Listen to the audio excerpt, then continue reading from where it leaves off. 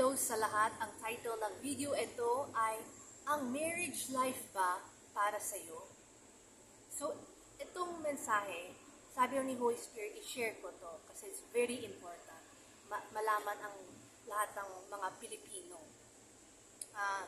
Ang katotohanan ng sabi ni Father God sa akin, ang marriage ay stronghold.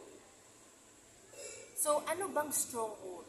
Stronghold ay teachings, yung turo ng mundo sa atin.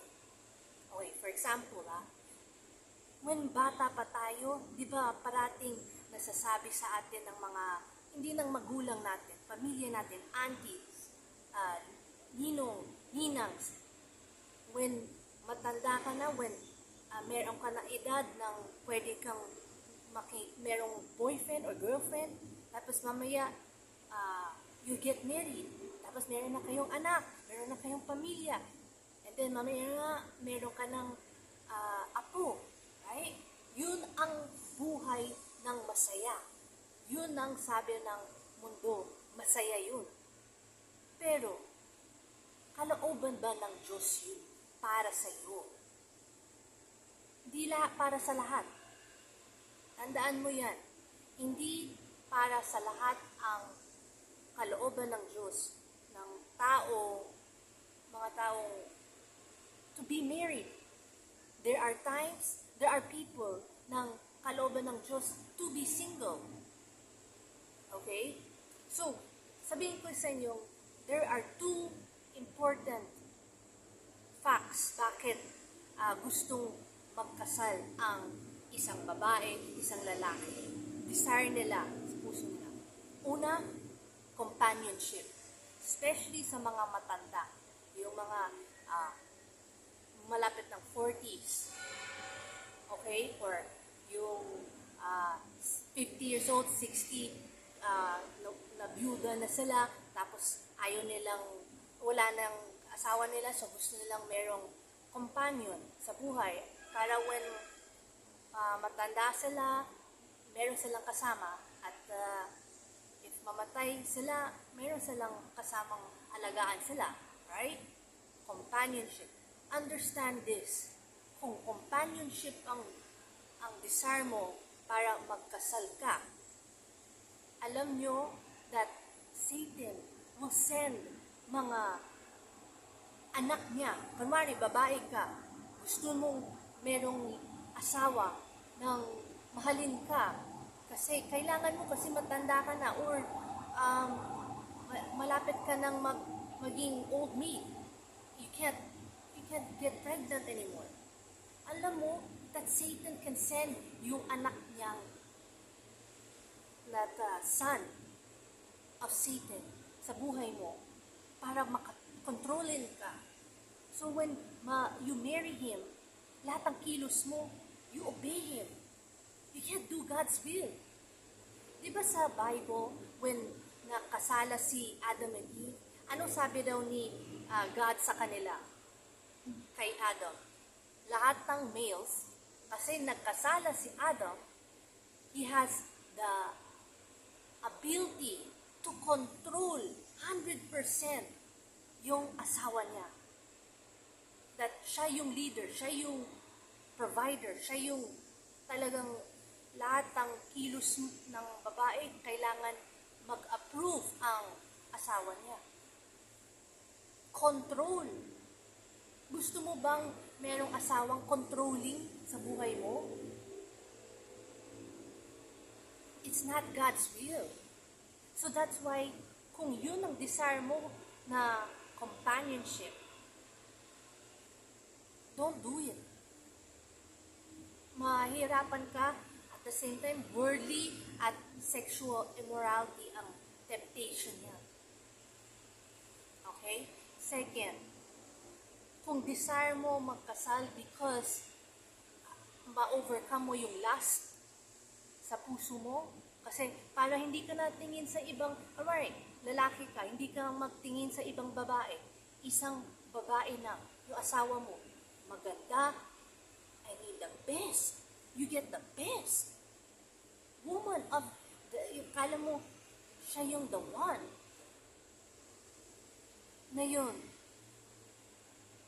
you can't overcome yung lust mo. Why? It's kasi lust it's a sin. Kasalanan. And sino pwedeng tulungan ka sa kasalanan mo? Si Jesus Christ lamang. Hindi marriage. Again, sabihin ko sa inyo, kung lalaki ka and gusto mong magandang asawa, bibigay ni Satan ang anak niyang babae ng Jezebel spirit. Ibig sabihin ng Jezebel spirit, control again. Lahat ng kilos mo, lahat ng gusto mong gawin, meron siyang comment, meron siyang tanong sa'yo. You will be irritated. Parang, ayoko na. Pero tali ka kasi asawa mo siya. See, kita mo, lalaki at babae, kung gusto mong you follow your heart's desire, Satan will send his children to control you. Tali ka sa kanila. You see? So, hindi worth it to follow your heart ang gusto mong to get married. Ito ang solution. Kung single ka, kailangan mong magdasal kay Jesus Christ. Tanungin mo sa Kanya ganito, Lord, Jesus Christ, anong will mo para sa akin? To be married ba? Or to be single for the rest of my life? Then maghintay ka sa sagot niya. Kung married, hintayin mo yung perfect one, yung perfect asawa mo. Kasi that perfect asawa mo that God sent to you, both of you will obey in the Lordship of Jesus Christ. Pero kung gawin mo ang kalooban mo, Satan will send yung anak niya, you'll be unequally yoked. Ibig sabihin, gusto mong gawin ang kalooban ng Diyos, yung asawa mo will lead you off straight. And he will say, hindi, dapat dito tayo. So, pupunta na nga siya sa impyerno asawa mo kasi anak ng demonyo yun Sabit ka. Blind leads the blind, and they fall into the pit. Anong pit? Impyerno. Gusto mo ba yun? Pupunta ka sa impyerno kasi mahal mo yung asawa mo because gusto mong to be married, so then nakuha mo yung asawa mo ng dream woman, dream man of your life. Pero pupunta ka naman sa impyerno. Papalit mo yung kaluluwa mo para sa konting temporary life dito sa mundo. Hindi sulit. Ngayon, kung sabi ni Jesus Christ sa'yo, okay, you know what? Maging single ka kasi ngayon, ang hirap ng buhay na yun. Ng madaming masamang tao, matigas ang puso. I want to save your soul. Trust me. Magtiwala ka sa Kanya and obey. Para naman sa'yo yun Mahal na mahal ka niya Tiis lang. Kasi malapit na darating si Jesus Christ, yung rapture. Kukunin ka niya. Tayong lahat ng obedient sa Kanya na nagsisisi sa lahat ng kasalanan natin.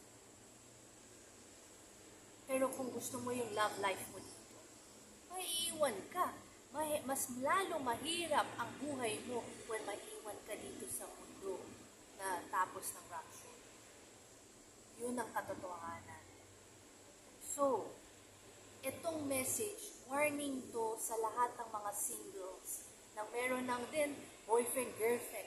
Kung isip nyo gusto nyo to get married, magdasal kayo. Ano ang kalooban ng Diyos para sa iyo? Huwag niyong makinig sa mga tao o sa, kasi yung mga kaibigan ko nagkasalan na to be married, okay? And meron na silang anak. Pero ako wala pa. So what?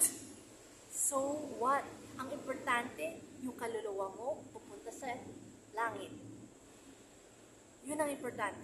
That's the first thing. Then, do God's will. So, sana natuto kayo dito sa message at please share. This is so important para malaman, especially mga bata na yun, ng mga teenagers and 20 years old, early 30s na gusto nilang to be married right now. Ask God's will kung yun ang kalooban niya para sa iyo. If not, huwag mo gawin. Be single, stay holy and righteous and pleasing to the Lord Jesus Christ. Hintayin mo si Jesus Christ. Siya yung Prince Charming natin. Hindi lang para sa mga babae, para sa lalaki, siya ang Savior natin. Hintayin mo siya. Sobrang mahal ka niya. Sana, piliin mo siya. This is the end of the video.